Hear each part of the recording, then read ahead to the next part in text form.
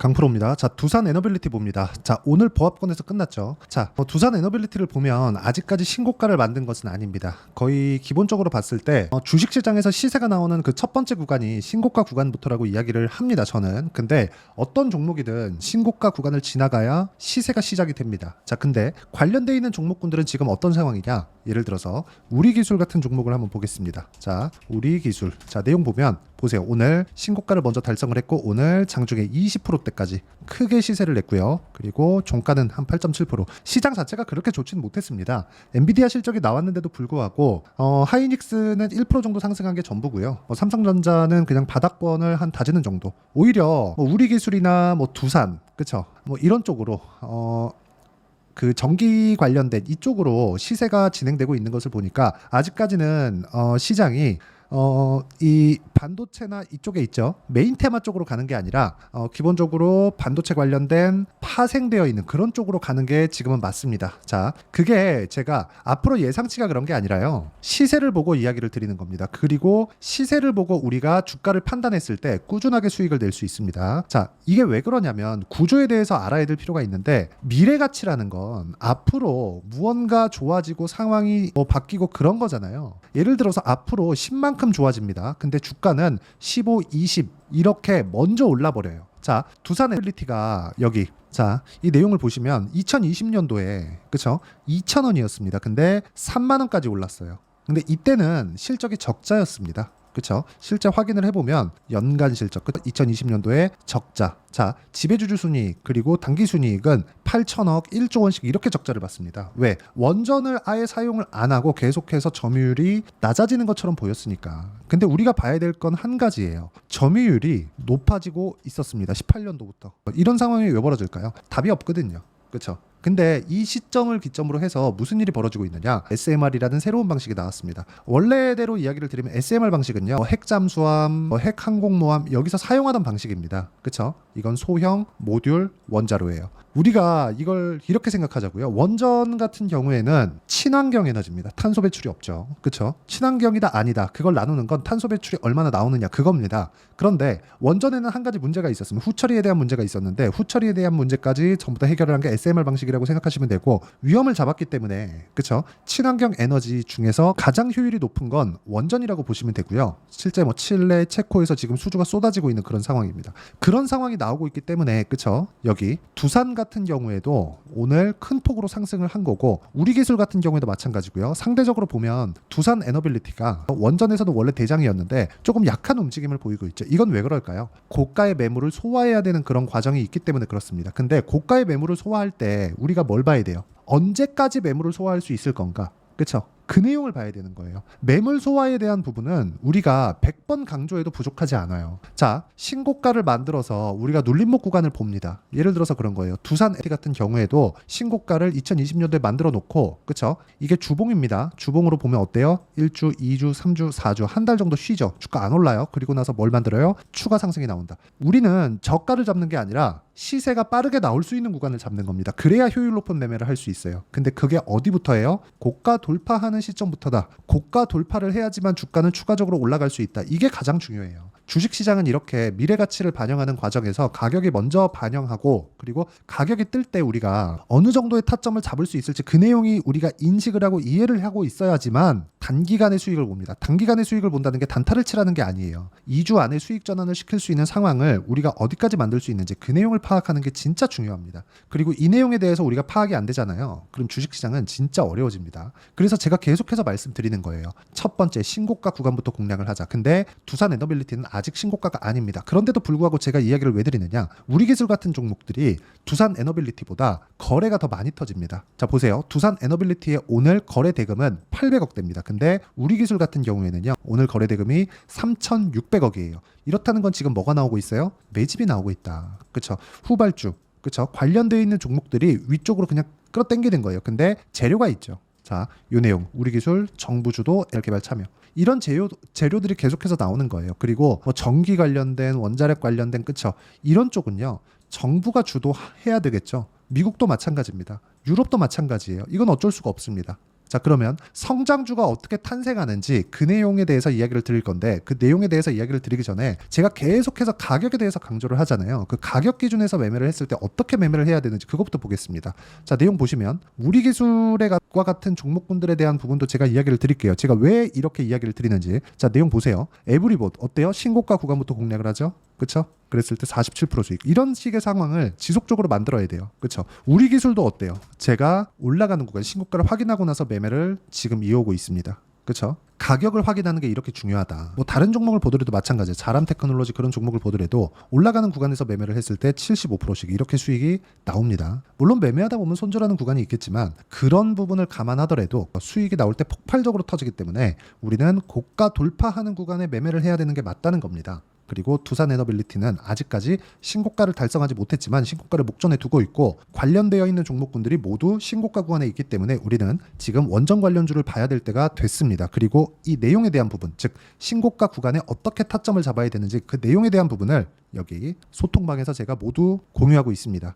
자, 종목군이 나가는 걸 보면 시장가 매수 장시작전 모두 장시작전에 제가 공유를 하고 있고요. 그리고 장시작전에 공유를 하지만 이렇게 그쵸? 제가 일시에 다 드릴 수 있는 건 신고가 구간에 있는 종목군들만 추려서 돌파 직전에 있거나 돌파한 종목군들만 추려서 이야기를 드리기 때문에 성공률이 굉장히 높고요. 무엇보다 중요한 건 가격 기준에서 내가 어떤 타점에서 공략을 해야 되는지를 배울 수 있다. 매매하는 과정에서 내가 가격을 잘 모르겠다 하시는 분들은요. 소통방에 들어오시면 되고 다 무료로 진행하고 있으니까 구독과 좋아요 눌러주시고요. 상단에 있는 전화번호로 구독 또는 10억이라고 문자 보내주시면 제가 소통방 입장 링크를 순차적으로 공유를 해드리도록 하겠습니다. 자, 어떤 종목군들을 공략하는지 제가 매매 내용까지 보여드리면서 이야기를 드렸는데 이 내용을 가지고 우리가 두산에너빌리티를 보면 아직 신고가를 만들지 못했다는 거예요. 그런데도 보는 이유가 왜 그래요? 우리 기술과 같은 관련되어 있는 종목군들 그리고 여기 두산과 같은 종목군들이 사상 최고가를 목전에 두고 있습니다. 그러면 이쪽 구간에서 지금 대장주는 어디예요? 두산입니다. 그렇죠. 근데 우리 기술이 뒤따르고 있고 이렇게 올라가기 시작하면 두산에너빌리티도 시세가 나올 수밖에 없고 2만 원 정도의 가격대에서는 매물 소화 구간을 거치게 됩니다. 이쪽 구간에서 타점을 잡는 것을 제가 이야기를 드리는 겁니다. 그리고 그 내용에 대한 부분을 아까 제가 말씀드렸죠. 소통방에서 이야기를 드릴 겁니다. 이거는 가격대가 지속적으로 움직이기 때문에 소통방에서밖에 할 수 없다는 점 그 부분 양해 부탁드리지만 무엇보다 소통방에서는 전체적인 신고가 종목을 다루고 있기 때문에 상단에 있는 전화번호로 구독과 10억 둘 중에 하나를 문자 보내주시면 제가 소통방 입장 링크를 다 보내드릴 테니까 와서 공부하시면 되고요. 그리고 무엇보다 이렇게 가격을 잡는 원리가 있겠죠. 그 원리에 대한 부분은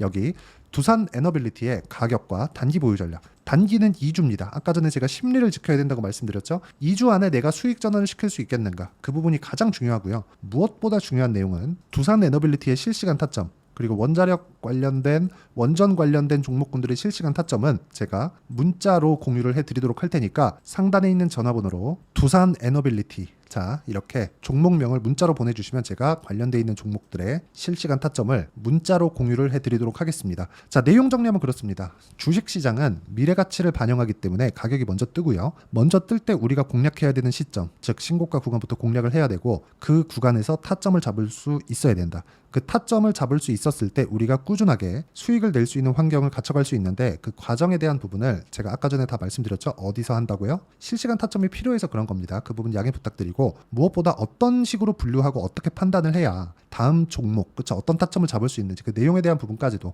제가 다 이해를 시켜드리도록 할 테니까 영상 끝까지 시청하시고요. 모든 분들이 성공 투자하셨으면 참 좋겠습니다. 자, 24년도가 돼서도 시장은 여전히 어렵습니다. 자, 근데 시장은 항상 어려울 거예요. 앞으로도 계속해서 어려워질 겁니다. 자, 근데 제가 매월 대시세 종목을 구독자분들에게 공개를 합니다. 자, 내용을 보면 12월 달에 실제 공개를 했었던 강프로의 대시세 종목에 대한 내용인데 대기업을 상대로 안정적인 매출 구조를 가지고 있고요. 그리고 현재 주요 거래처는 삼성전자, 인텔, 하이닉스, TSMC 해외에 반도체 관련된 기업이라는 걸 알 수 있죠. 그만큼 1월 달에 제가 보고 있었던 종목은 반도체 관련주라는 걸 알 수 있습니다. 공개를 해드리면 이 내용입니다. 여기 어보브 반도체 그쵸 실제 제가 거래한 내용을 공개를 한 거고요.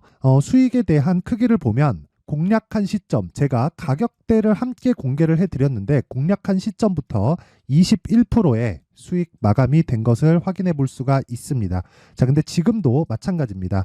지금은 어떤 이슈가 있을까요? 2월 달에 발표한다는 기업 밸류업 프로그램이 있죠. 근데 그걸로 인해서 지금 2월 달에 발표한다고 이야기가 나온 상황이고요. 무엇보다 우리가 생각해야 될 내용은 한 가지입니다.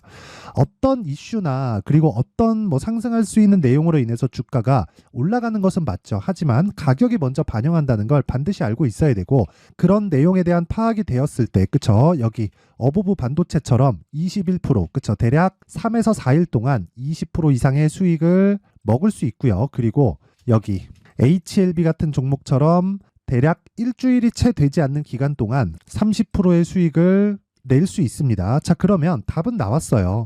재료에 대한 부분보다 중요한 게 가격이다. 자, 근데 지금 시장에 쏠려 있는 게 뭐죠? 2월 달에 발표하는 기업 밸류업 프로그램에 대한 내용이죠. 자, 그러면 우리가 이쪽에다가 지금 집중을 해야 될까요? 그 내용을 한번 보겠습니다. 기아차의 차트를 보면요. 1월 24일 날 정부단에서 입김을 불어넣은 이후에 시세가 강하게 발생한 것처럼 보이지만 애초에 12월 달부터 신고가를 달성했다는 걸 확인할 수 있습니다.